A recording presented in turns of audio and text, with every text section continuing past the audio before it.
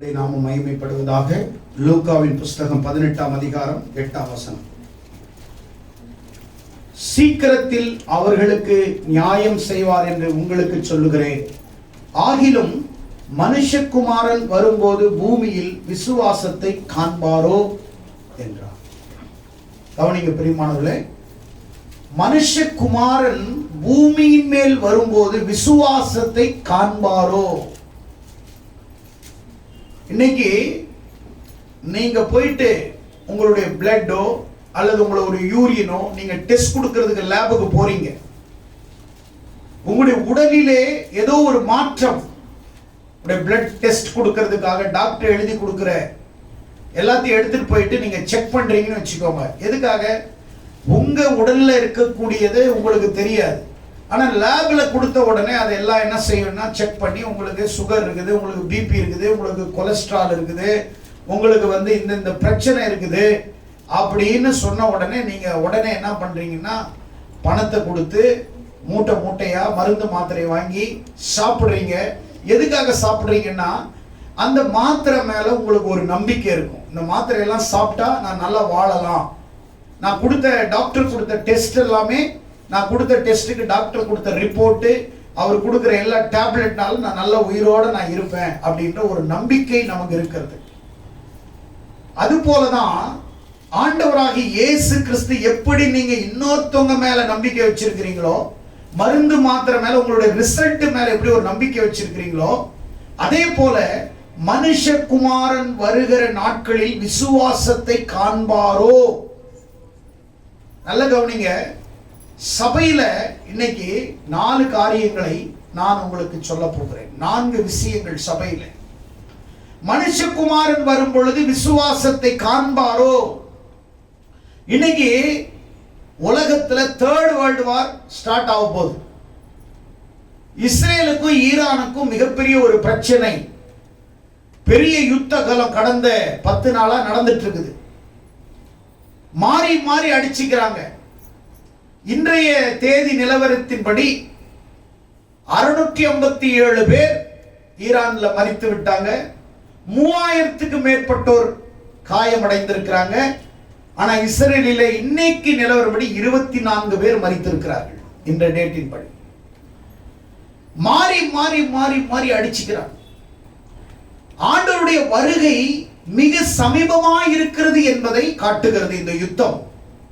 ஏன்னா 3வது உலக யுத்தம் ஸ்டார்ட் ஆயிடுச்சுன்னா ஆண்டவர் சொல்றாரு, நான் வாசல் அருகில் வந்திருக்கிறேன், என்னுடைய வருகை சமீபமா இருக்கிறது. ஒரு அடையாளம், ஒரு எச்சரிக்கை. நம்முடைய வாழ்க்கையில ஆண்டவர் நம்மிடத்தில் எதிர்பார்க்கிறது விசுவாசம். சபையில எதிர்பார்க்கிறது விசுவாசம். ஆனால் சபையில 4 காரியங்கள் இன்றைக்கு இல்லை, காண முடியவில்லை, பார்க்க முடியவில்லை. இனி வருகிற நாட்களிலும் பார்ப்போமா என்கிற ஒரு நம்பிக்கையே இல்லாத சூழல் ஏற்படுகிறது. மத்தேயு 24ஆம் அதிகாரம் 12ஆம் வசனத்திலே, அக்கிரமத்தின் மிகுதியினால் அநேகருடைய அன்பு தணிந்து போகும். நம்பர் 1, சபையில அன்பு குறைய ஆரம்பிச்சிருச்சு. சமுதாயத்திலே அன்பு குறைய ஆரம்பிச்சிருச்சு. குடும்பங்களிலே அன்பு குறைய ஆரம்பிச்சிருச்சு. சகோதரர்களுக்குள்ளே அன்பு குறைய ஆரம்பிச்சிருச்சு. அப்போ சகோதரர்களுக்குள்ளே அன்பு குறைஞ்சிருச்சு, சமுதாயத்திலே குறைஞ்சிருச்சு, சபையில குறைஞ்சிருச்சு. இதெல்லாம் என்னத்தை குறிக்குது அப்படின்னா அக்கிரமத்தின் மிகுதியினால, அக்கிரமத்தின் மிகுதியினால அன்பு குறைந்து கொண்டு வருகிறது. தேசத்திலே பாவங்கள் பெருக பெருக பெருக மனிதர்கள் சுயநலவாதிகளாக மாறிக்கொண்டு வருகிறார்கள். எங்க பார்த்தாலும் சுயநலம் நிறைந்த மனிதர்களை பார்க்க முடிகிறது. முன்போல அன்புள்ளவர்கள் சமுதாயத்திலும் சபையிலும் குறைந்து போய்விட்டார்கள். குடும்பங்களிலே, உறவுகளிலே குறைந்து போய்விட்டார்கள். அப்போ அன்பு குறைகிறது என்று சொன்னால் இது யுத்தத்தை பார்க்கிலும் பவர்ஃபுல்லானது. யுத்தத்தை பார்க்கிலும் பவர்ஃபுல்லானது. அன்பு குறையும் போது, அன்பு குறைஞ்சிருச்சுனாவே அங்க ஆட்டோமேட்டிக்கா அங்க யுத்தம் வரப்போகுதுன்னு அர்த்தம். அன்பு குறையும் போதே அங்க ஏதோ ஒரு பிரச்சனை வரப்போகிறது என்று அர்த்தம். அவர் 4 விஷயங்களை நான் உங்களுக்கு சொல்ல போகிறேன். ஒன்று, அன்பு குறைகிறது. உங்களுக்கே தெரியும், நீங்க பிறர் மேல வச்சிருக்கிற அன்பு போன வருஷம் எப்படி இருந்துச்சு, ஏன் போன மாதம் எப்படி இருந்துச்சு, ஏன் நேத்து எப்படி இருந்துச்சு, இன்னைக்கு எப்படி இருந்துச்சுன்னு உங்களாலேயே உங்களுடைய அன்பை அனலைஸ் பண்ண முடியும். உங்களாலேயே நீங்க உங்களுடைய உறவுகளிடத்திலே எவ்வளவு அன்பு வைத்திருக்கிறீர்கள் என்பதை உங்களால கணிக்க முடியும். இல்லை, நீங்கள் பிறரை எவ்வளவு நேசிக்கிறீர்கள், உண்மையான அன்பால் நேசிக்கிறீர்களா, இல்லை ஏதோ நேசிப்பது போல பாசாங்கு காட்டுகிறவர்களாய் நீங்கள் இருக்கிறீர்களா என்பதை நீங்கள் நன்கு அறிவீர்கள், உணர்வீர்கள். ஆண்டவராகிய இயேசு கிறிஸ்து இந்த உலகத்துல வரும்போது அவர் சொல்றாரு, மனுஷகுமாரன் வரும் நாளிலே பூமியிலே விசுவாசத்தை காண்பாரோ, விசுவாசத்தை பார்ப்பாரோ. ஆண்டவராகிய இயேசு இந்த உலகத்திலே வரப்போகிறார். விசுவாசமுள்ள சந்ததிகளை, விசுவாசமுள்ள மனிதனை, விசுவாசமுள்ள சபையை, விசுவாசமுள்ள மனிதர்களை ஆண்டவர் தேடுகிறார். அப்போ சபையில இந்த விசுவாசம் இல்லாததினாலே அன்பு குறைய ஆரம்பிக்கிறது. இது யுத்தத்தை காட்டிலும் பவர்ஃபுல்லானது. இரண்டாவது, சபையிலே உணர்வு இல்லாமல் போய்விடுச்சு. ஃபர்ஸ்ட் சபையில எது குறைஞ்சிருச்சு? அன்பு குறைஞ்சிருச்சு. வரும்போது சபையில சொல்றாங்க, வாங்க வாங்க brother price Lord, sister praise Lord. ரொம்ப விழுந்து விழுந்து கவனிக்கிறாங்க. ஒரு வாரமோ 2 வாரமோ அல்ல 1 மாசமோ. அதுக்கப்புறம் நான் சொல்றது சபைக்குள்ள இருக்கிறவங்கள தான் நான் பேசிட்டு இருக்கிறேன், சபையில நடக்கிற காரியங்களை தான் பேசிட்டு இருக்கிறேன். அப்ப என்ன ஆகுது, ஆரம்பத்துல வரும்போது ரொம்ப நீங்க பின்னி பிசைந்து அன்பு செலுத்தி அரவணைச்சு ரொம்ப அன்பானவங்க மாதிரி நீங்க காமிச்சிடுறீங்க. ஆனா கொஞ்ச நாட்கள் போன பிறகு உங்களுடைய அன்பு குறைய ஆரம்பிக்கிறது, உங்கள் உணர்வு குறைய ஆரம்பிக்கிறது. எதனால் என்றால், நீங்கள் ஒரு விசுவாசம் உள்ள தேவனுக்கு விசுவாசம் உள்ள மனிதனாக நீ வாழல. விசுவாசம் இல்லாமல் தேவனோடு பிரியமாயிருப்பது கூடாத காரியம். விசுவாசம் உனக்கு இருந்தா தேவனோடு நீ பிரியமா இருக்கிறன்னு அர்த்தம். அப்ப விசுவாசம் உனக்குள்ள இல்லை அப்படின்னா நீ தேவனுக்கு நீ பிரியமா இல்லை. தேவனுக்கு பிரியமா இருக்கிறவர்கள் தான் மனிதர்களிடத்தில் பிரியமா இருப்பார்கள். தேவனிடத்திலே அன்பா இருக்கிறவர்கள் தான் சபையிலே அன்பா இருப்பார்கள். நீங்க நல்லா புரிஞ்சுக்கணும், பாஸ்டர் நான் அன்பா இருக்கிறவங்க இல்லை, அதுக்கு நம்ம ஒன்றும் செய்ய முடியாது. நம்மளுடைய அன்பை நாம் காட்ட முடியும். ஆனால் அவர்கள் அந்த அன்பை புரிந்து கொள்ளாமல் உங்களிடத்திலே சண்டை போட்டு உங்களை விட்டு விலகுவார்கள், அதற்கு நாம் பொறுப்பல்ல. அன்பு செலுத்தினோம், அன்பு செலுத்துகிறோம்.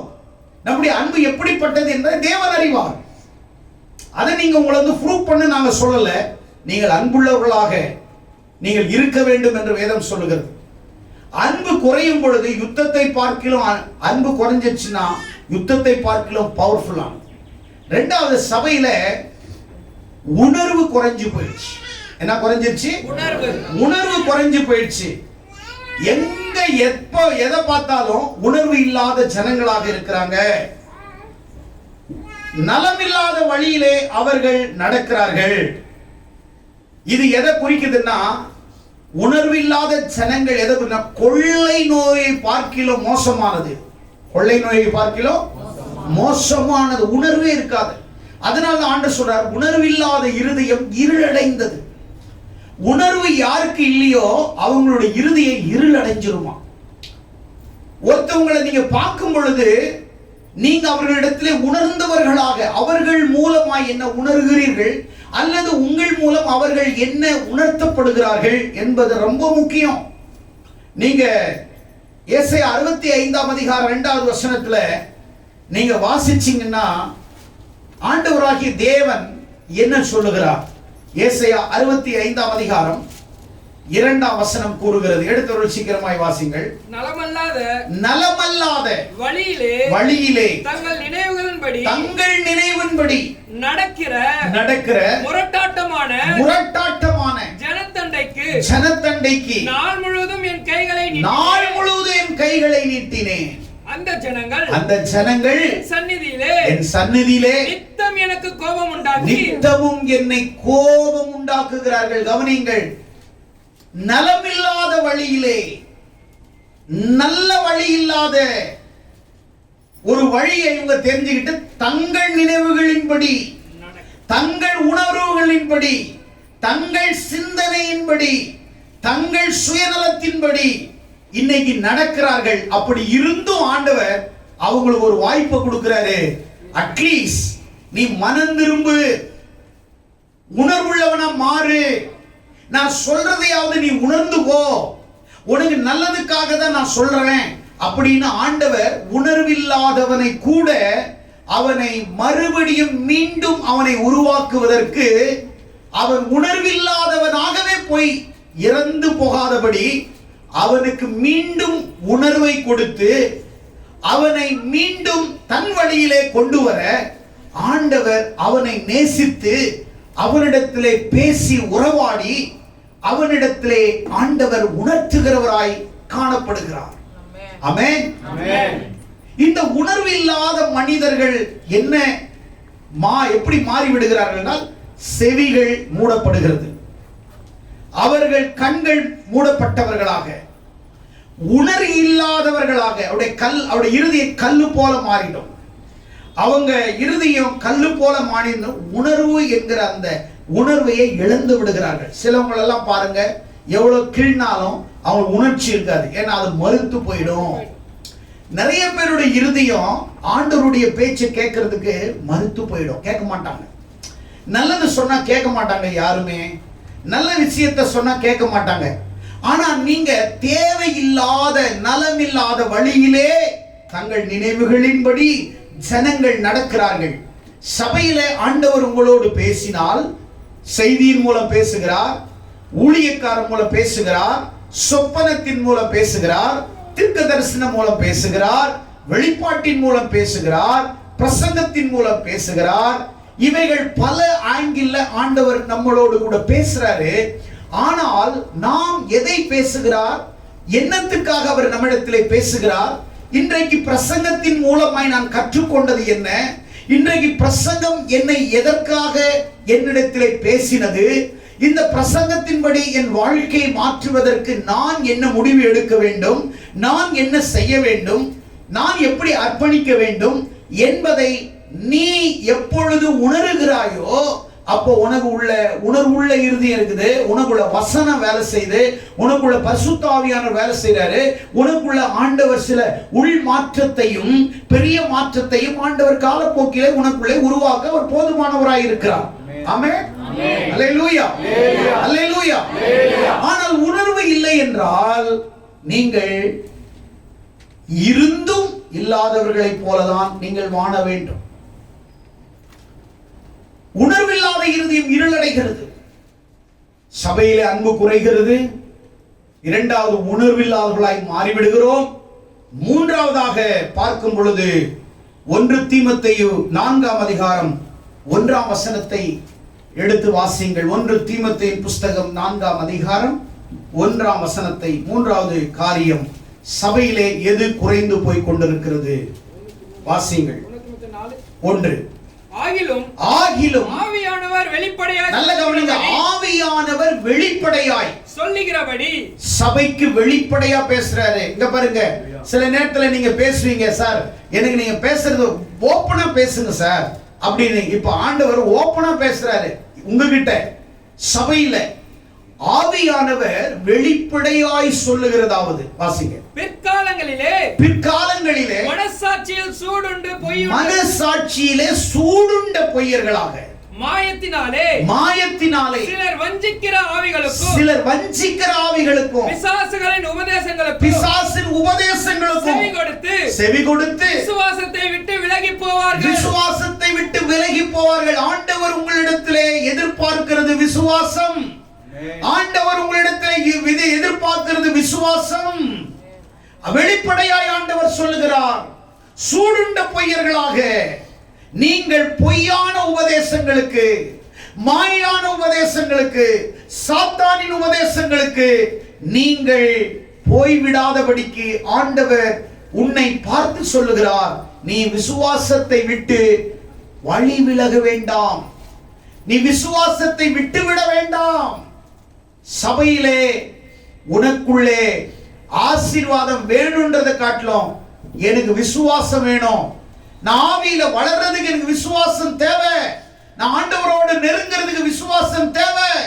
நான் தேவனுக்குள்ளாக வளர்ச்சி அடைவதற்கு அளவில்லாத விசுவாசம் எனக்கு தேவை. விசுவாசம் இல்லாமல் தேவனோடு பிரியமாய் இருப்பது கூடாத காரியம். ஒரு கிறிஸ்தவனுக்கு தேவை வெள்ளை ட்ரெஸ் போடுறதில்ல, ஒரு கிறிஸ்தவனுக்கு தேவை நகையை கலட்டுறதல்ல. ஒரு கிறிஸ்தவனுக்கு தேவை தேவன் மேல் அவனுக்கு எவ்வளவு பெரிய விசுவாச நம்பிக்கை இருக்கிறது. அவனை தேவனையே சார்ந்து வாழ வேண்டும், தேவனையே அண்டி வாழ வேண்டும், தேவனை தவிர வேறு யாரையும் நம்பாதபடிக்கு ஒரு விசுவாசம் பெருக வேண்டும், ஒரு விசுவாசம் வளர வேண்டும். ஆமென். ஹல்லேலூயா, ஹல்லேலூயா. விசுவாசத்தின் தந்தையாக ஆபிரகாம் செயல்பட்டார். விசுவாசத்தின் தந்தையாக ஆபிரகாம் செயல்பட்டதை நாம் பார்க்கிறோம். அப்படியானால் ஆதியாகமத்தின் புஸ்தகம் 22ஆம் அதிகாரம் 8ஆம் வசனத்தை எடுத்தவர்கள் வாசியுங்கள். ஆதியாகமம் 22ஆம் அதிகாரம் 8ஆம் வசனம். அதற்கு ஆபிரகாம் என் மகனே தேவன் நமக்கு தகன பலியாக ஆட்டுக்குட்டியை பார்த்து கொள்ளுவார். கரங்களை தட்டி ஆண்டவரை மகிமைப்படுத்துவோம். விசுவாசத்தின் தந்தையாக தேவன் ஆபிரகாமை பார்த்தார். உங்களிடத்திலே விசுவாசத்தை பார்ப்பது போல தேவன் ஆபிரகாமினிடத்திலே விசுவாசத்தை பார்த்தார். அவனை அழைத்த பொழுது எல்லாத்தையும் விட்டு வெளியே வந்தான், விட்டு விட்டான், விட்டு கொடுத்தான், விட்டு விலகினான், தேசத்தை விட்டு விட்டான். ஆண்டவர் அழைச்ச உடனே தேசத்தை விட்டு விட்டான், விட்டு கொடுத்தான். லோத்துக்கு தன்னை விட்டு கொடுத்தான், விட்டு விட்டான். ஈசாக்கை விலைக்கிரயமாய் தேவனுக்கு கொடுத்தான், விலைக்கிரயமாய் கொடுத்தான் ஈசாக்கை. 100 வயதுல கர்த்தர் கொடுத்த பிள்ளையை ஆண்டவர் பலி செலுத்த கேட்கும் பொழுது ஆபிரகாம் தயங்கவில்லை, ஆபிரகாம் கோபப்படவில்லை, ஆபிரகாமின் விசுவாசம் குன்றி போகவில்லை. ஆண்டவர் ஆபிரகாமை சோதித்தார், டெஸ்ட் பண்ணி பார்க்கிறார், அவருடைய விசுவாசம் எப்படி இருக்குதுன்னு. பயங்கரமா இருக்குது, கூடி இருக்குது. 75 வயசுல நான் உனக்கு ஒரு குழந்தையை கொடுப்பேன்னு சொன்னார். ஆனால் 25 ஆண்டுகளும் கழித்து அது நிறைவேறினது. அந்த 25 ஆண்டு காலம் அவனுக்குள்ள விசுவாசம் இருந்தது. பார்க்காதது அவன் விசுவாசிட்டே இருந்தான்.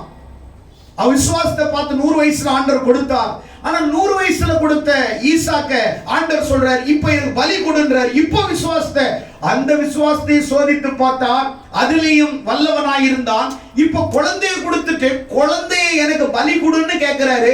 இந்த விசுவாசம் எப்படி இருக்குதுன்னு சோதிச்சு பார்க்கிறாரு. ஆமாண்டவரே, ஈசாக்கை நான் பலி கொடுக்கிறேன் என்று ஈசாக்கையை கூட்டிட்டு மோரியா மலைக்கு போகும் பொழுது ஈசாக்கு ஆபிரகாமை பார்த்து கேட்கிறான், அப்பா நம்மிடத்துல கட்டை இருக்குது, விறகு இருக்குது, கத்தி இருக்குது, ஆடு எங்கப்பான்னு கேட்கிறான் பலி செலுத்துறதுக்கு.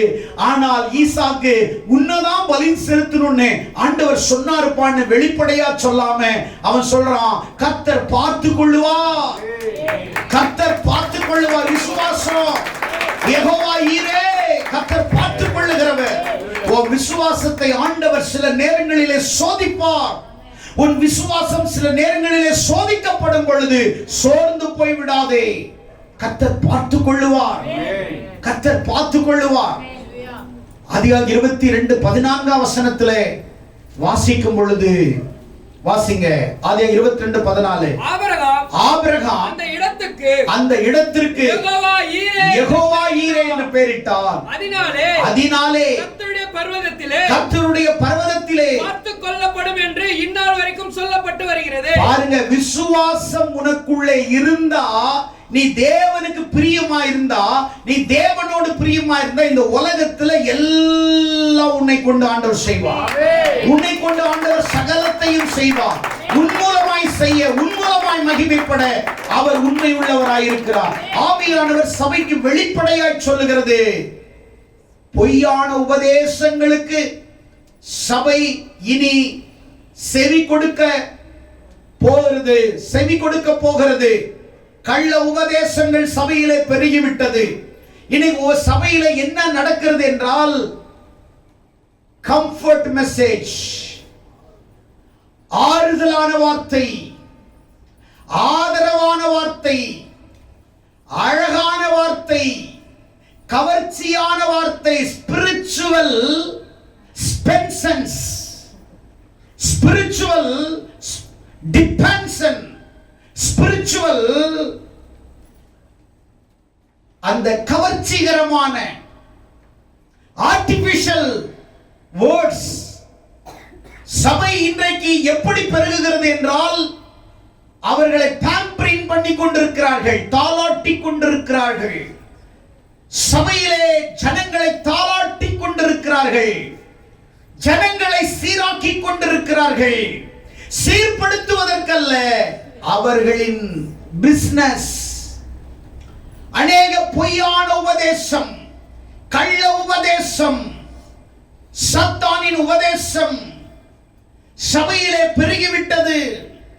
பரிசுத்த ஆவியானவர் கடைசி நாட்களிலே உன்னை பார்த்து ஆண்டவர் கேட்கிறார், நீ விசுவாசத்தை நீ உறுதியாய் நிற்க முடியுமா? இந்த பொய்யான உபதேசங்களினாலே பரிசுத்த ஆவியானவர் சபைக்கு எச்சரிக்கிறது. இறுதி நாட்களிலே நாம் வாழ்ந்து கொண்டிருக்கிறோம். சிலர் விசுவாசத்தை விட்டு விலகி போவார்கள் அல்லது விழுந்து போவார்கள்.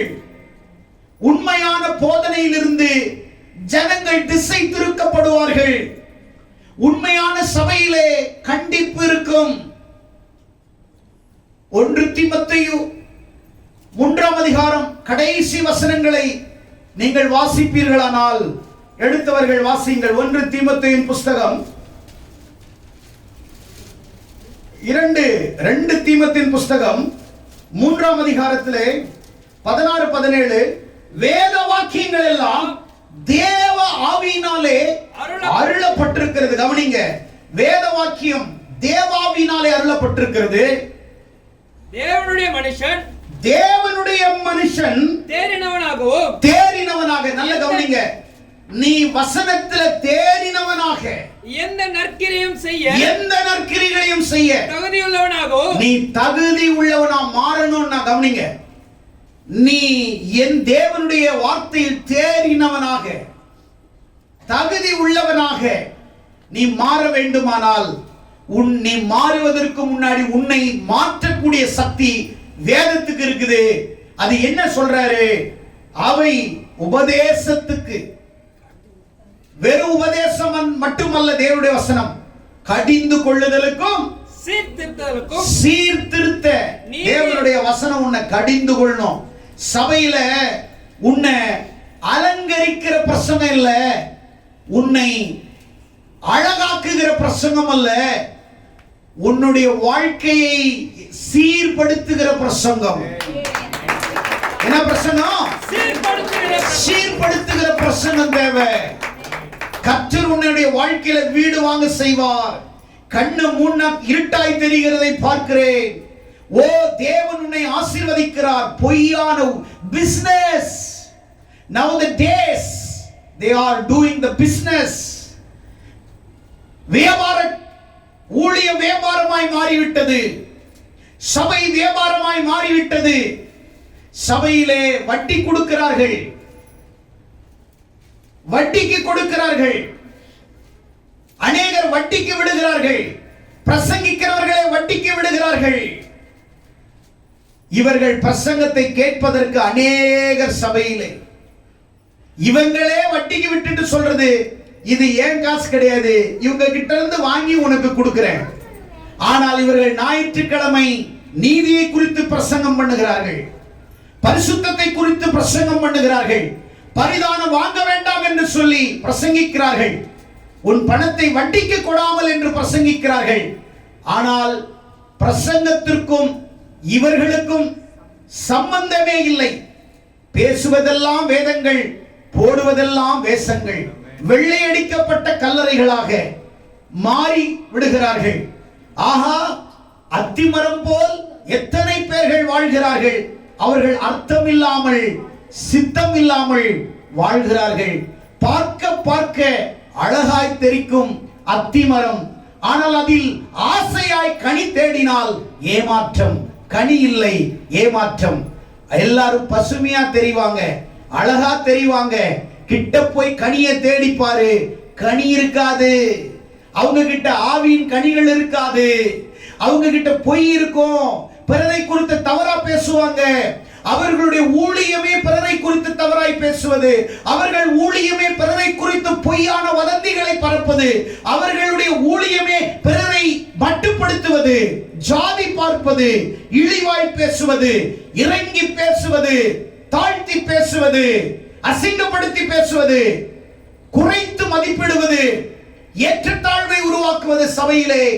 இது இந்த சபையிலே நம்முடைய தேவ சமூகத்தில் வாழ்கிற நமக்கு இப்படிப்பட்ட குணநலங்கள் வரக்கூடாது. இது பேய்க்குண்டான உபதேசம், இது ஆவியின் உபதேசம் அல்ல, இது சாத்தானுடைய உபதேசம். சபையே, நீ விழிப்பா இருக்கணுமா? தேவனோடு விசுவாசமாய் வாழ கற்றுக்கொள். தேவனோடு ஐக்கியமாய் விசுவாசத்திலே வாழ கற்றுக்கொள்.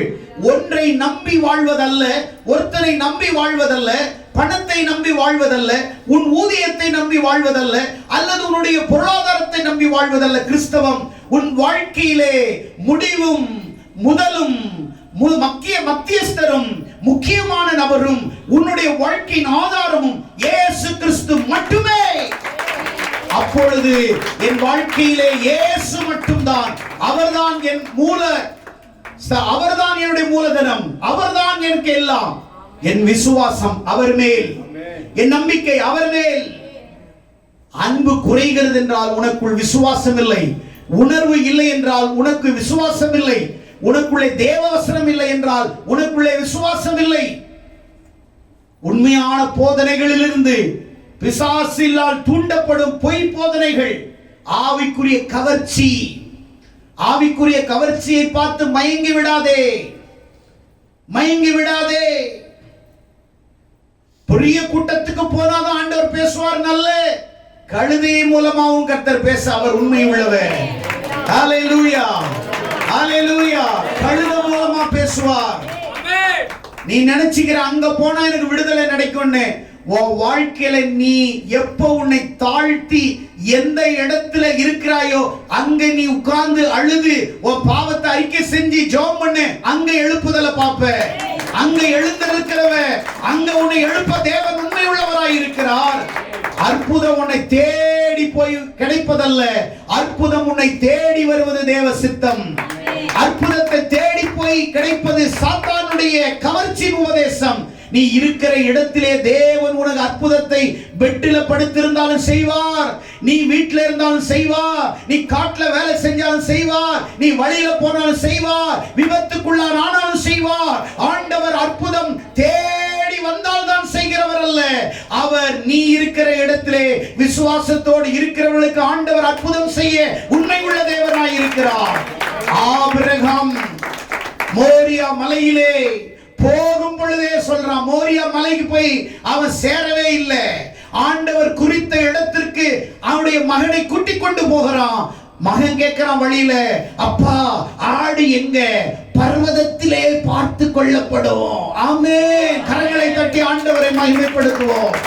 பர்வதத்திலே பார்க்கப்படும். நம்ம போறோம் இல்ல பர்வதம், அங்க பலி செலுத்துற இடத்துல கர்த்தர் அதை நமக்கு ஆயத்தப்படுத்தி வைத்திருப்போம். அங்கே எனக்கு பார்த்து கொள்ளப்படும். விசுவாசம், faith increase. அதனாலதான் 17 லூக்கா 5 சீஷர்கள் சொன்னார்கள், இயேசுவை பார்த்து, ஆண்டவரே எங்கள் விசுவாசம் வர்த்திக்க செய்யும். என்ன? என்னுடைய விசுவாசம் increase my faith. Oh Lord, increase my faith. விசுவாசத்தை increase, பெருக பண்ணுவீராக. சபையே, விசுவாசத்திலே பெருகுங்கள். உங்கள் இடத்தில் இருக்கிறதை நம்பாதிருங்கள். உங்களுக்கு தருகிறவரை நம்புங்கள். உங்களுக்கு தருகிறவரை நம்புங்கள். உங்கள் இடத்தில் இருக்கிறது மீது விசுவாசம் வைக்காதீர்கள். உங்களிடத்தில் இருக்கிறதை விசுவாசிக்காதீர்கள். உங்களுக்கு எல்லாத்தையும் தருகிற தேவன் மேல் உங்கள் விசுவாசத்தை வையுங்கள். ஆமென். ஹல்லேலூயா. உண்மையான நற்செய்திக்கு எதிராக, உண்மையான காஸ்பலுக்கு எதிராக கடைசி நாட்களிலே சபையே ஜாக்கிரதையாயிரு. கடைசி நாட்களிலே நற்செய்திக்கு எதிரான போதனைகள் வரும். நீ ஞானஸ்நானம் எடுக்க வேண்டிய தேவையில்லை, பரிசுத்தாவின் அபிஷேகம் பெற தேவையில்லை, நீ பரலோகம் போய் விடுவாய் என்று சொல்லுகிற வஞ்சக கூட்டம், சதிகார கூட்டம்,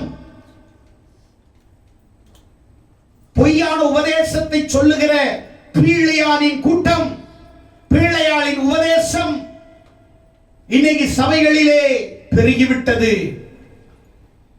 கவர்ச்சியான பிரசங்கம், ஆர்டிபிஷியல் செர்மன் பெருகிருச்சு.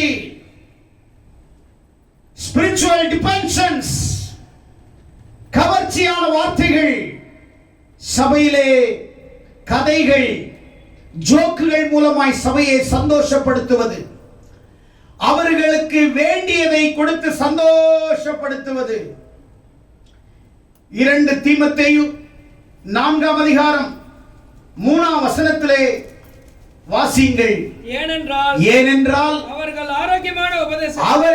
ஆரோக்கியமான உபதேசத்தை பொறுக்க மனதில்லாமல் செவித்திணர் உள்ளவர்களாகி நல்ல கவனி, ஆரோக்கியமான உபதேசத்தை கேட்கிறதுக்கு அவங்க காதுகள் அடைக்கப்பட்டுரும். ஆரோக்கியமான உபதேசத்தை சொல்றவங்களுக்கு அந்த வார்த்தை அவங்க காதுல எட்டாது, அல்லது நாம சொல்லுகிற நல்ல ஆரோக்கியமான உபதேசத்தை அவங்க கேட்காதபடி அவருடைய காதுகள் அடைக்கப்பட்டுரும். தங்கள் சுய இச்சைகளுக்கு ஏற்ற, அவர் சொல்றாரு, தங்கள் சுய இச்சைக்கு ஏற்ற போதகர்களை தங்களுக்கு திரளாக சேர்த்துக் கொள்ளுகிறார்கள். இன்னைக்கெல்லாம் சாமியார் ஒருத்தவங்களுக்கு இருக்கிற மாதிரி சில கிறிஸ்தவர்களுக்கு சாமியாரை போல அவர்கள் விருப்பமான அல்லது அவங்களுடைய சுய இச்சையை நிறைவேற்றக்கூடிய போதகர்கள் இன்னைக்கு சாமியாராக மாறி விடுகிறார்கள். ஏன்னா அவர் நல்லது சொல்லுவாரு, அவர் எல்லாம் எங்களை கண்டுக்க மாட்டாரு, எங்க பாஸ்டர் எல்லாம் கண்டுக்க மாட்டாரு. ஓசன்னா சபைன்னா டெய்லி ஜல்லட. ஓசன்னா சபையில ஞாயிற்றுக்கிழமை தூக்கு கூட இருக்கும். இங்க டெய்லி தூத்திக்கிட்டே இருப்போம். பதறு இங்க நிக்காது. நாங்க வருஷத்துக்கு ஒரு முறை கூட எடுத்துட்டு தூட்டினா அன்னைக்கு 50 பேர் போயிடும். ஆனா நாங்க வாரம் இருக்கிறதுனால 2 மணி 3 மணி தான் இருக்கும். 2 மணிகள் 3 மணிகள் கொஞ்சம் தானியம் தான் இருக்கும். அதை பற்றி we don't care. அதை பத்தி கவலைப்படல. நான் தூட்டிக்கிட்டே இருப்பேன். ஆமென். சபை விட்டு போறவங்க அதை பத்தி நானே ஊழியை எனக்கு சோறு போடல, என் அழைப்பு எனக்கு சோறு போடுகிறது. நிறைய பேர் நினைச்சுக்கிறாங்க பாஸ்டர் ஊழியத்துல பிழைக்கிறாரு, ஊழியத்துல சாப்பிடுறாரு, சபை இருக்கிறதுனால சாப்பிடுறாரு. நான் என்னைக்கு வேதத்தை எடுத்தனோ சபையை நம்பல, இந்த சமுதாயத்தை நம்பல, பணம் கொடுக்கிறவன நம்பல, இது எல்லாத்தையும் அழைச்சவரை நம்பணும். அதனாலதான் இன்னைக்கு நிலைச்சு நிக்கிறேன், இன்னைக்கு சபையில நிலைச்சு நிக்கிறேன். ஆமென். ஃபெய்த் வேற. ஹல்லேலூயா. விசுவாசத்தினாலே நீதிமான் பிழைப்பார். செவித்திணர் உள்ளவர்களாகி தங்கள் சுய இச்சைக்கு ஏற்ற போதகர்களை தெரிந்து கொண்டு சத்தியத்திற்கு செவியை விளக்கி கட்டுக்கதைகளுக்கு சாய்ந்து போக காலம் வரும். நான் சொல்லல, அப்போஸ்தலனாகிய பவுல் எத்தனையோ ஆயிரம் ஆண்டுகளுக்கு முன்னாடியே சபை எப்படி இருக்கும், சபை எப்படி போகும், எப்படி கட்டுக்கதை உபதேசம் வரும், இன்னும் கொஞ்ச நாள்ல நான் போனதுக்கு அப்புறம் என்ன மாதிரி மக்கள்லாம் உலகத்துல உருவாவாங்க வருவாங்கன்றத தீமோத்தேயு, என் குமாரனாகிய தீமோத்தேயே, உனக்கு நான் சொல்லிட்டு போறேன். நீயோ எல்லாவற்றிலும் மனம் தெளிவுள்ளவனாய் தீங்கு அனுபவி. என்ன சொல்றாரு? உண்மையான பிரசங்கம் பண்றவன், உண்மையான சத்தியத்தை போதிக்கிற, உண்மையான சபையை நடத்துறவனுக்கு சபையில எண்ணிக்கை பெருசு கிடையாது, குவாண்டிட்டி பெருசு இல்ல, குவாலிட்டி பெருசு. அல்லேலூயா. நீ செய்யற கம்பெனில அந்த குவாண்டிட்டி குவாலிட்டி செக்அப்னு அதுக்குன்னு ஒரு செக்கர் இருப்பாங்க, குவாலிட்டி கரெக்டா செக் பண்ற ஒரு செக்கர் இருப்பாங்க. சபையிலையும் அப்படிதான். பரிசுத்த ஆவியானவர் நம்முடைய சபையில குவாலிட்டி எப்படி செக் பண்ணும்போது கொஞ்சம் பிசுறு இருந்துச்சுன்னா தூக்கி சபையிலிருந்து வெளியே போட்டுருவார். ஐயோ போயிட்டாருல பிசுறு ஆண்டவர் தூக்கி போட்டாரு. அல்லேலூயா. பிசுரை தூக்கி போட்டாரு. ஆமென். அல்லேலூயா. அது எனக்கு என்ன? பிசுறு எனக்கு. ஆமென். அல்லேலூயா. அதை பத்தி கவலைப்படுறது கிடையாது. அல்லேலூயா. அல்லேலூயா. எடுத்து வாசிங்க 1 யோவான் 2ஆம் அதிகாரம் 19ஆம் வசனம். இதெல்லாம் கேட்கும்போது தலை சுத்தும். இது கேட்கும்போது இது என்னடா ஒரு பிரசங்கத்திலையும் நமக்கு ஒரு ஆறுதலா சொல்லல, ஆறுதலா இல்ல. நீ இந்த பிரசங்கத்தின்படி வாழ்ந்தாவே ஆறுதல் வந்துரும், சுகம் வந்துரும், ஆசீர்வாதம் வந்துரும், நன்மை வந்துரும். நீ தேட தேவையில்லை, அது எல்லாம் அதுக்குள்ளதான் வச்சிருக்கிற. வாசிங்க. அவர்கள் நம்மை விட்டு பிரிந்து போனார்கள். அவங்க பிரிஞ்சு போறவங்களை பத்தி ஆண்டவர் சொன்னார். அவர்கள் நம்மை விட்டு பிரிந்து போனார்கள். ஆகிலும் அவர்கள் நம்முடையவர்களாய் இருக்கவில்லை. நம்முடையவர்களாய் இருந்தால் நம்மோடு நிலைத்திருப்பார்கள். கரங்களை தட்டி ஆண்டவரை மகிமைப்படுத்துவோம்.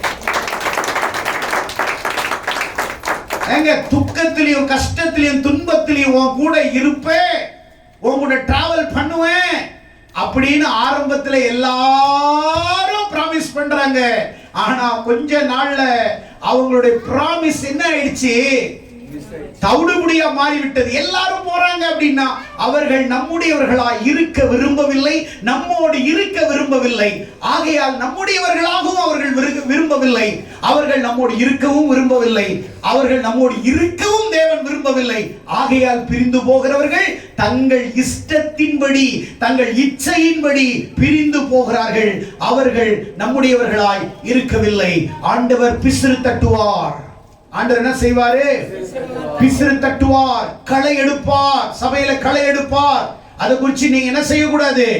பயப்படக்கூடாது. சில நேரத்துல களை எடுப்பார். ஒரே மாதிரி இருக்கும் களையும் அந்த கதிரும் ஒரே மாதிரி இருக்கும், பார்த்தா எதுன்னு தெரியாது.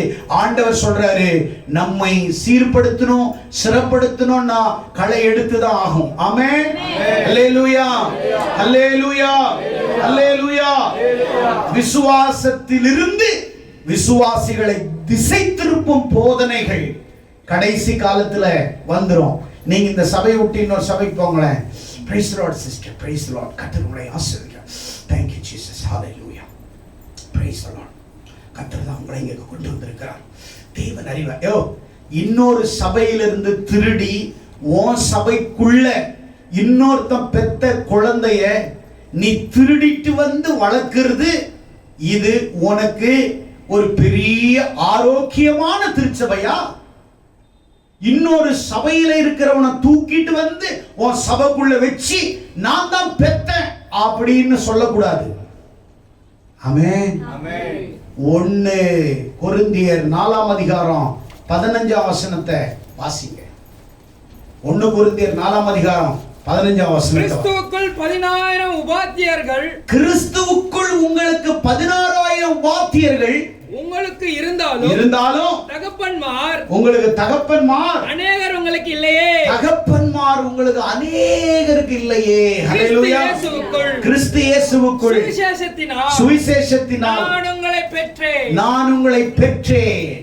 ஆமென். ஆமென். அல்லேலூயா. அல்லேலூயா. உங்களுக்கு 1000 இல்ல 20,000 டீச்சர்ஸ் கற்றுக் கொடுப்பவர்கள் இருப்பார்கள். உங்களை என்ன செய்வார்கள் சொல்லுங்களேன்? உங்களை கற்றுக் கொடுப்பவர்கள் இருப்பார்கள். ஆனால் உங்களுக்கு உண்மையான வாழ்க்கையின் அன்போடு பொறுப்போடு நடத்துவதற்கு தகப்பன் இல்லாமல் போய்விடுவார்கள். கற்றுக் கொடுக்கிறவர்கள் கற்றுக் கொடுத்து போய்விடும். ஆனால் தகப்பன் அன்போடு பாசத்தோடு பொறுப்போடு உன்னை வழி நடத்தி உன்னை உருவாக்கி, பவுல் அதை தான் சொல்றாரு, உங்களுக்கு அநேகருக்கு ஸ்பிரிச்சுவல் ஃபாதர் இல்லை. இந்த உண்மையான அப்பா இருந்தாங்கன்னா அநாத மாதிரி அலைய மாட்டாங்க. ஆமென். உன்னை சுவிசேஷத்தை சொல்லி ஞானஸ்நானம் கொடுத்து உன்னை சத்தியத்துல நடத்தி உன்னை சபையில் உட்கார வச்சு அன்போடு பாசத்தோடு பொறுப்போடு உன்னை வளர்த்ததை நீ மறந்து போய்விடலாம். ஆனா மகனே, நீ எங்க சுத்தினாலும் என் லிஸ்ட்ல தான் உன்னை ஆண்டவர் தேடுவார். ஆமென். பேர் உனக்கு ரேஷன் கார்டு ஓசன்னா தான், ஆதார் கார்டு ஓசன்னா தான், இங்க தான் தேடுவாரு, வேற எங்கேயும் உன்னை தேட மாட்டாரு. அன்னைக்கு அசிங்கப்பட்டு அவமானப்பட்டு நீ அந்த லைன்ல நின்னுதான் ஆகணும். ஆமென். எப்பா இதுல லிஸ்ட்ல உன் பேர் இல்ல, இல்ல இங்க நான் 5 வருஷமா வர்றேன், இதுக்கு முன்னாடி எப்போ வந்தேன், நான் 15 வருஷம் ஆயிடுச்சு, அப்ப எங்க இருந்தேன், இல்ல இதுக்கு முன்னாடி அங்க இருந்தேன், இல்ல அதுக்கு முன்னாடி எங்க இருந்தேன், நான் ஓ ஆமா ஆமா ஆமா ஆமா அந்த சபை தான், அங்கதான் நீ இருக்கிறப்போ லிஸ்ட் அங்கதான் இருக்குது. ஆமென். அல்லேலூயா.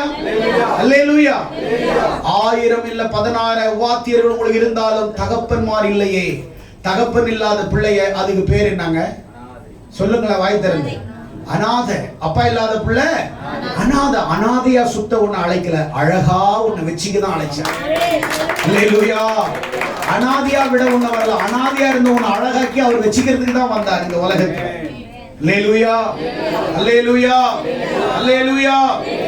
பரிசுத்த ஆவியின் வழிநடத்துதலின்படி அவருடைய வழியிலே நாம் நடக்க வேண்டும். அதுதான் விசுவாசம். 2 கொரிந்தியர் 13:5 எடுத்து வாசிங்கள். 2 கொரிந்தியர் 13ஆம் அதிகாரம் 5ஆம் வசனத்தை எடுத்து வாசிங்கள். நீங்கள் விசுவாசம் உள்ளவர்கள், நல்ல கவனி, நீங்கள் விசுவாசம் உள்ளவர்களாய் என்று உங்களை நீங்களே சோதித்து அறியுங்கள். நல்ல, நீங்க விசுவாசம் உள்ளவர்களா இல்லையா என்பதை நீங்களே சோதித்து பாருங்கன்றார் ஆண்டவர். ஆமென். பாருங்க, ஆண்டவர் சீக்கிரம் வர போகிறார். இப்ப ஆண்டவர் உங்கள்ட்ட கேக்குறார், நீங்க விசுவாசத்துல இருக்கிறீங்களா இல்ல நீங்களே சோதித்து பாருங்கள். அடுத்தது, உங்களை நீங்கள் பரீட்சித்து பாருங்கள். உங்களை பரீட்சித்து பாருங்க. நல்ல கவனிங்க, நீங்க எக்ஸாமுக்கு போயிட்டு இருக்கீங்க, பரீட்சை எழுதுறதுக்கு போறீங்க. ஒரு கொஸ்டின் பேப்பர் வாங்கின உடனே நீங்க எல்லாத்தையும் கடன்னு எழுதுனீங்கன்னா நீங்க புக்கை ஒழுங்கா சரி புக்கே படிக்கல, ஆனா எக்ஸாம்ல போய் உட்கார்ந்துட்டு கொஸ்டின் பேப்பர் வாங்கிட்டு பரீட்சையில உட்கார்ந்துட்டு ஆனா நீ என்ன ஆக முடியாது, பாஸ் ஆக முடியாது. ஏன்? ஏன்னா ஆன்சர் இல்லையே. ஆன்சர் பைபிள் அதான் இப்படிதான் இருக்கு. நீ விசுவாசத்துல பரீட்சையில நீ ஜெயிப்பியா இல்லையான்றது உன்னை யோசிச்சுப்பா. அப்ப நீ விசுவாச வீரனாக விசுவாச வீராங்கனையாக உன் வாழ்க்கையை துவங்கணும், தொடங்கணும். சம்பளத்தை நம்பி வாழாத, கர்த்தரை நம்பி வாழு. அல்லேலூயா. எனக்கு மாசம் 15,000 ரூபாய் வரும், அல்லேலூயா அப்படி இருக்காத. உனக்கு இதெல்லாம் ஒரு நாள் செலவு கூட கிடையாது. கர்த்தர் எனக்கு யாவையும் செய்து முடிப்பார். கர்த்தர் எனக்கு யாவையும் செய்து முடிப்பார். அதை குறித்து நம்ம என்ன செய்யக்கூடாது, பயப்படக்கூடாது. ஆமென். அல்லேலூயா. பிரதர் சொன்னாங்க, டாக்டர் 2 நாள்ல ரொம்ப சீரியஸ், தேராதுன்னு சொன்னாங்க, தேராது பொழைக்காதுன்னு சொன்னாங்க. ஆனா போய் கையை வச்சு ஜெபம் பண்ணி நான் அப்படி ஊழியத்துக்கு போயிட்டு வரவும் இல்லை, சர்ச்சுக்குள்ள வந்தாரு. எனக்கு அதே ஆச்சரியம். ஆண்டவர் சொல்றாரு, எது தேராதுன்னு சொல்லுதோ அதை அவர் எடுத்துக்கிட்டு தேத்திடுவார். ஆமென். எது குப்பை என்று தூக்கி வீசப்பட்டதோ அவர்களை எடுத்து கோபுரமாய் வச்சிருவார். அல்லேலூயா. அல்லேலூயா. பாட்டு இருக்குது இல்ல, குப்பையாக இருந்த என்னை கோபுரத்தில் வைத்தீரே, வாத என்னையும் உமக்காய் தெரிந்தீரே. குப்பையாக இருந்த என்னை கோபுரத்தில் வைத்தீரே, உதவாத என்னையும் உமக்காய் தெரிந்தீரே. நீங்கதான் எல்லாம் ஏசப்பா, என் ஏசப்பா, உம்மை விட யார் எனக்கப்பா. எல்லாமே நீங்க தான். அல்லேலூயா, அல்லேலூயா. உங்களுக்கே தெரியும், குப்பையா கிடந்தவங்களை எல்லாம் அழகாக்கி, சீர்படுத்தி, செதுக்கி, செம்மலாக்கி, அற்புதமா வச்சு, அழகாக்கி, பாவத்திலிருந்து தூக்கி எடுத்து உன்னை நேர்த்தியா உட்கார வச்சு, நீ ஆண்டவருடைய மகனாக மகளாக சுகத்தை கொடுத்து, உன்னை ஒவ்வொரு ஞாயிற்றுக்கிழமை வச்சு ஆசையா உன்னை பார்த்து, உன்னை ஒவ்வொரு நாளும் உன்னை ஆசீர்வதிச்சு அனுப்புறாரே, அவர்தான் நம்முடைய ஆவிக்குரிய உண்மையான தேவன். அவர் நம்முடைய தகப்பன். அவர் ஆவிக்குரிய வாழ்க்கையில் வளர நம்ம உதவி செய்கிறவராய் இருக்கிறார். இப்ப சொல்றேன், முடிக்கிறேன். விசுவாசம் இருந்துச்சுன்னா உங்களுக்குள்ள அறிக்கை இருக்கும். என்ன இருக்கும்? அப்போ யாருக்குள்ள விசுவாசம் இருந்துச்சு? ஆபிரகாமுக்குள்ள. அதனால அவன் என்ன பண்ணா? கர்த்தர் பார்த்துக்கொள்ள அறிக்கை செய்தான். ஆமென். அது மட்டும் இல்ல, அந்த விசுவாசத்தை கிரியையில காமிச்சானாம். யாக்கோபு 2ஆம் அதிகாரம் 17-18 வசனம். அது கிரியையில காமிச்சாராம். எதுல காமிச்சாராம்? கிரியை இல்லாத விசுவாசம் செத்தது. வெறும் விசுவாசம் உனக்கு இருந்து கிரியை இல்லாட்டினா அது செத்த விசுவாசம். ஆனா ஆபிரகாமுடைய விசுவாசம் எப்படி இருந்துச்சு? பிள்ளைய கேட்டாரு, சரி தர்றேன், இன்னொரு மாசம் பார்த்து, அப்படி இல்லை அடுத்த வருஷம் தர்றேன்னு சொல்ல, உடனே கூட்டிட்டு போனாரு. ஈசா கேட்கிறான், அப்பா ஆடு எங்க? கர்த்தர் பாத்துக்குவார், வா வா வா பர்வதத்துல பாத்துக்குவார், கிளம்பு கிளம்பு கிளம்பு கூட்டு போயிட்டே இருக்கிறார். போய் எல்லாம் கை கால் கட்டுற வரைக்கும் அவருடைய விசுவாசத்தை சோதிச்சுக்கிட்டே இருந்தாரு. பலிபீடத்தை செஞ்சாரு, ஆடு கத்தல, எல்லாம் அடுக்குனாரு, ஆடு கத்தல. ஈசாக்க கை காலை கட்டினாரு, ஆடு கத்தல. அப்புறம் ஈசாக்க தூக்கி மேல கடத்தினாரு, ஆடு கத்தல. சிம்டம்ஸ் இல்ல, எதுவுமே பார்த்து கொள்வார் என்ற மாதிரி விசுவாசம் முடிஞ்ச மாதிரி இருந்துச்சு ஆபிரகாமுக்கு. ஐயோ கர்த்தர் பார்த்துக்குவார், பார்க்கலையேன்னு. அப்பவும் அவர் வந்து கடைசி நேரத்துல கையெல்லாம் காலை கட்டி கத்தி எடுத்துக்கிட்டு, ஆண்டவரே பார்த்துக்குவார் நான் சொல்லிட்டேனே, ஏன் என்ன பேசலன்னு கேட்கல. கத்திய ஓங்குறார். ஆபிரகாமே நில்லு, நிறுத்து, கத்தி கீழே போடு. கத்தி கீழே போட்டோன்ன பின்னாடி கத்துது ஆடு.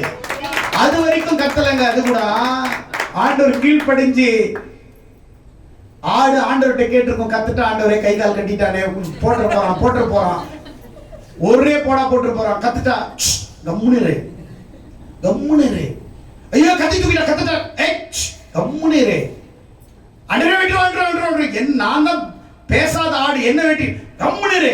அவிசுவாசம் கத்தி ஓங்குற வரைக்கும் ஆண்டவர் சோதிச்சுட்டே போடுது, ஓங்கி வெட்ட அப்படியே கையை நிறுத்திட்டார் ஆண்டவர். ஆபிரகாமே ஒண்ணும் பண்ணிடாத, கத்த ஆரம்பிச்சிச்சு. ஆடு முதல்ல கூட்டிட்டு வந்துட்டு கையை கால ஈசாக பார்த்து, நான் தான் சொன்னேன் கர்த்தர் பர்வதத்திலே பார்த்துக் கொள்வார். பார்த்துட்டாரா இல்லையா? விசுவாசம் கிரியையில முடியும். வெறும் விசுவாசத்துல வந்து என்ன செய்யக்கூடாது? அல்லேலூயா. கிரியை, கிரியை இல்லாத விசுவாசம் செத்த விசுவாசம். அப்ப விசுவாசம் இருக்கணும், அறிக்கை இருக்கணும், அடுத்து கிரியை இருக்கணும். அப்ப கடைசி நாட்கள்ல சபையில உங்களிடத்துல ஆண்டவர் எதை பார்க்கிறாருன்னா, பொண்ணு பொருள் அழக பார்க்கல, உங்களுடைய விசுவாசம் இருக்குதா? உங்களுடைய விசுவாசம் இருக்குதா? பரலோகத்துல நீ வருவியா? பரலோகத்துல பிரவேசிப்பியா? ஆண்டவருக்காக நிப்பியா? ஆண்டவருக்காக வாழ்வியா? நீ என் பிள்ளையா? நீ இந்த உலகத்துல அறிக்கை செஞ்சு விசுவாச வீரனா? ஆபிரகாம் விசுவாசத்தின் தந்தையா இருந்தது போல நீயும் விசுவாசத்தின் தந்தையா உன்னால உருவாக முடியுமா? ஆண்டவர் நம்மளை பார்த்து கேட்கிறாரு. பூமியிலே நான் வரும் பொழுது மனுஷனுக்குள்ள பூமியில விசுவாசத்தை காண்பேனோ? எங்க பார்க்கிறாரோ இல்லையோ, எண்ணிலே அவர் பார்ப்பார் என்று நம்பிக்கையோட எண்ணிலே அவர் நிச்சயம் இனி பார்ப்பார். இனி எண்ணிலே ஆண்டவர் விசுவாசத்தை பார்ப்பார். சபையில 4 காரியம் குறைஞ்சிச்சு. 1, அன்பு குறையுது, யுத்தத்தை காட்டிலும் பவர்ஃபுல்லானது. உணர்வு குறையுது, கொள்ளை நோய் பார்க்கிலும் மோசமானது. அடுத்தது எதை குறைஞ்சிச்சு? வசனம் கேட்காத மோசம். 4வது ஐக்கியம். இன்னைக்கு நிறைய பேருக்கு ரொம்ப முக்கியம், புரியுற மாதிரி சொல்றேன். சபையில ஐக்கியம் இருக்கும், சபையில கூடுகை இருக்கும், ஆனா என்ன இருக்காது? எல்லாம் தான் கூடுறீங்க. புதன்கிழமை ஐக்கியமா பாடுறீங்களா? வெள்ளிக்கிழமை எல்லாரும் தான் கூடுறீங்க, ஐக்கியமா இருக்கிறீங்களா? ஒருத்தர் மேல ஒருத்தர் கோபம், காழ்ப்புணர்ச்சி, பொறாமை, போட்டி. சபையில எல்லாரும் தாங்க கூடுறாங்க, எல்லாரும் தாங்க சபைக்கு வர்றாங்க, எல்லா சபையிலும் எல்லாரும் தாங்க வெள்ளை புடவை போட்டுட்டு திருவிருந்து வாங்குறாங்க. வாங்கிட்டு ஈவினிங் வந்துட்டு, ஐயா உங்களுக்கு ஒண்ணு தெரியுமா, வந்தாள் அவ கேத்ரீன், அவகிட்ட கொஞ்சம் ஜாக்கிரதையா இருங்க, போயிட்டு வரேன். ஆமே, அவகிட்ட கொஞ்சம் என்னத்தை கிழிக்கிற நீ சர்ச்சைக்கு வந்து. அப்புறம் உங்களுக்கு ஒண்ணு சொல்றேன் பாஸ்டர், உங்களை பத்தி அவங்க பேசுறாங்க, அப்ப என்னத்தை கிழிக்கிறேன்னு நான் கேட்கிற சபையில. அப்புறம் போன் எடுத்துட்டு, சிஸ்டர் அவரை கெடுக்கிறதுக்கு ஏதாவது வழிபடலாமா சிஸ்டர், நம்ம 2 பேரும் சேர்ந்து நம்ம நாடகம் நடிக்கலாமா சிஸ்டர். நாடகம் 2 பேரும் சேர்ந்து நடிப்பீங்க, நாடகம் அரங்கேற்ற நேரத்தில் இருக்க மாட்டீங்க, தூக்கிடுவாரு. ஆமே, கடைசி வரைக்கும் போய் ஏறிடுவீங்க, இருக்க மாட்டீங்க. தூக்குற நேரத்துல தூக்குவாரு.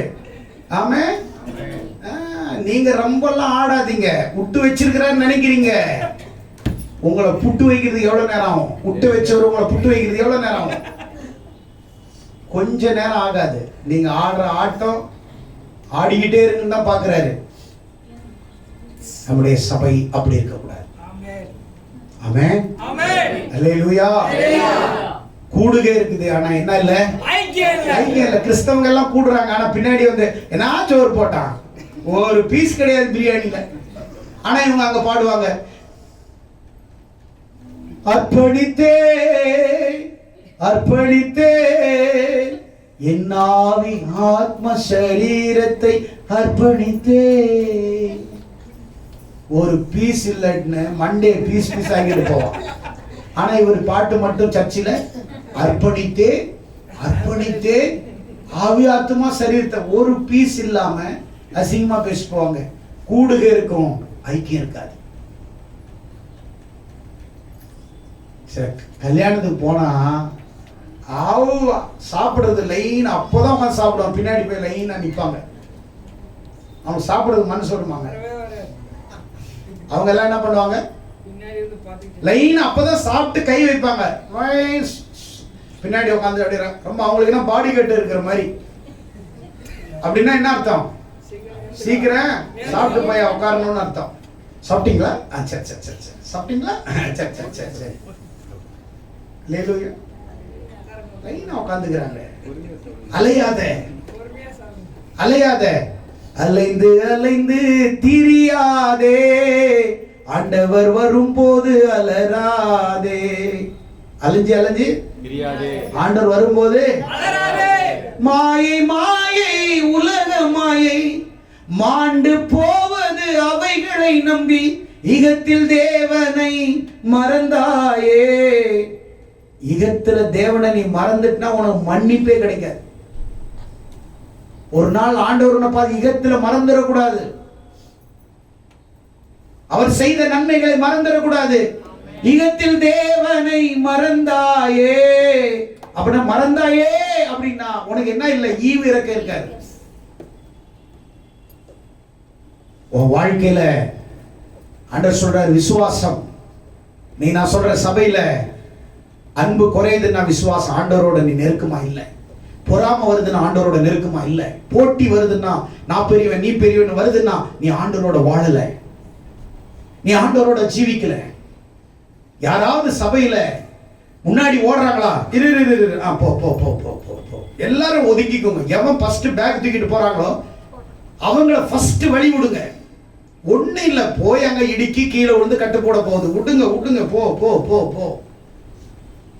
அல்லேலூயா அல்லேலூயா அல்லேலூயா. வேலை செய்யற இடத்துல இப்படி ஓடுவியா, பைடி நாளைக்கு பார்க்கலாம் பைடி அப்படியே மெல்ல. ஆனா சபையில மட்டும் என் ஆத்துமாவே கர்த்தரை ஸ்தோத்திரி, சகல உபகாரங்களை மறவாதேன்னும் போது அது சொல்லாமலே ஓடிடும். அவருக்கு யாரு போய் மறவாதேன்னு சொல்றது, அவர் என்ன மறந்துட்டார் போ அப்படின்னு இவர் ஓடிடுறது. நின்று சபையில பிரைஸ் லார்ட் சிஸ்டர் எப்படி இருக்கீங்க, பிரதர் எப்படி இருக்கீங்க, நல்லா இருக்கிறீங்களா, ஒருத்தரோட பேசி அன்பா உட்கார்ந்து ஒருத்தவங்கிட்ட ஐக்கியம் இருக்குதா? இவங்க என்ன பெரிய டாடா பிர்லால வந்த மாதிரியும், இவங்க என்ன பெரிய அம்பானிக்கு பிறந்த மாதிரியும், இவங்க என்ன பெரிய ஆபிரகாமின் பையன் ஈசாக் மாதிரியும், யாக்கோபுக்கு பிறந்த பிள்ளைங்க மாதிரியும், அப்படியே இவங்க என்ன ரூத் மாதிரியும், இவங்க என்ன நகோமிய மாதிரியும். நிறைய பேர் நகோமியா தான் இருக்கிறாங்க, கசப்பா தான் இருக்கிறாங்க. ஆமே, அன்பு செலுத்தணும். அல்லேலூயா. அன்பு செலுத்து. அதுக்குன்னு அவங்க வந்து டிக்ளேர் பண்ணாங்கன்னா நம்ம ஒன்றும் செய்ய முடியாது. அன்பு செலுத்துறவனுடைய வேலை. அவங்க நம்மளை எதிர்த்துட்டு போறாங்க, நம்ம ஒன்றும் செய்ய முடியாது, அவங்ககிட்ட நம்முடைய அன்பை வெளிப்படுத்த முடியாது. ஆமென். அன்பு சபையில குறையுது, உணர்வு இல்லாம போகுது. மூணாவது, பொய்யான உபதேசங்களுக்கு ஜனங்க செவி கொடுக்குது. நாலாவது, சபையில ஐக்கியம் இல்லை. ஆனா இதெல்லாம் குறையிறது காரணம் விசுவாசம் உனக்குள்ள இல்லாதனால. இப்ப ஆண்டவர் சொல்றாரு, கடைசி நாட்களில அவர் பூமியில வரும் பொழுது விசுவாசத்தை காண்பேனும். ஆமென். எல்லாரும் எழுந்து நின்று தேவ சமூகத்தில், ஆண்டவரே, நான் இனி விசுவாசம் உள்ள பிள்ளையா, விசுவாசத்தை நான் அறிக்கை செய்யறது மட்டுமல்ல, கிரியை செய்கிறவனாக, கிரியைசீரனாக என்னை மாற்றுகிறேன்னு சொல்லி செய்தியின் மூலம் உங்களை கர்த்தர் ஆசீர்வதிப்பாராக. God bless you. God bless you.